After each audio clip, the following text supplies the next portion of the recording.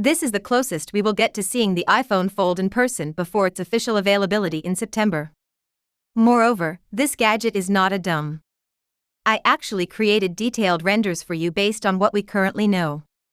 You may imagine the true feel of this object in your hands.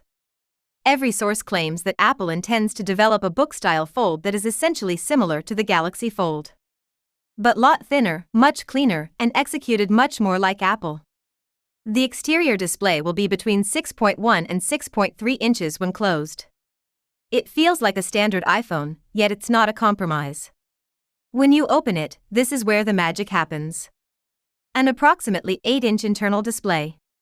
Little crease running from edge to edge. It's true that Apple is reportedly obsessed with reducing that fold line to almost nothing. Furthermore, if my representations are correct, this device feels more like a pocket-sized iPad than a phone. This is the difference between reality and expectations. You would think Apple would just follow the trend. A bigger screen is completed. But in reality, durability is a top concern. We are discussing a unique hinge mechanism that may employ liquid metal components for strength, smoother folding, and long-term reliability. Because Apple knows that if something seems wobbly, it's over. The performance is just what you would anticipate. Rumor has it that the next generation S-series chipset, which may have been created with multitasking and broader display operations in mind, will power this iPhone Fold.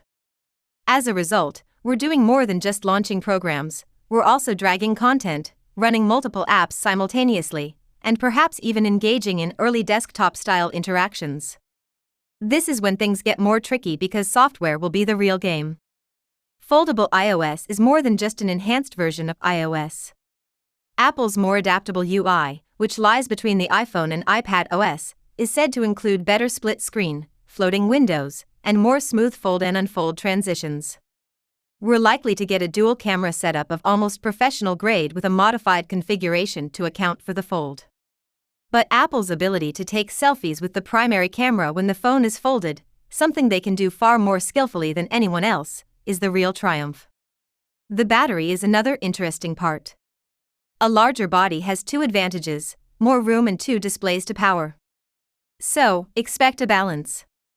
Good utilization all day long, but considerable optimization does most of the work behind the scenes. The second hook, which most people aren't talking about, is this one. This device does more than just fold. Because Apple redefines rather than chases markets once they enter them, positioning is essential. Thus, this iPhone Fold isn't trying to outperform other foldables on paper. It's an effort to make them appear outdated right away. And if these depictions are even 70% accurate, that shift might happen sooner than anyone expects. In September, we'll find out.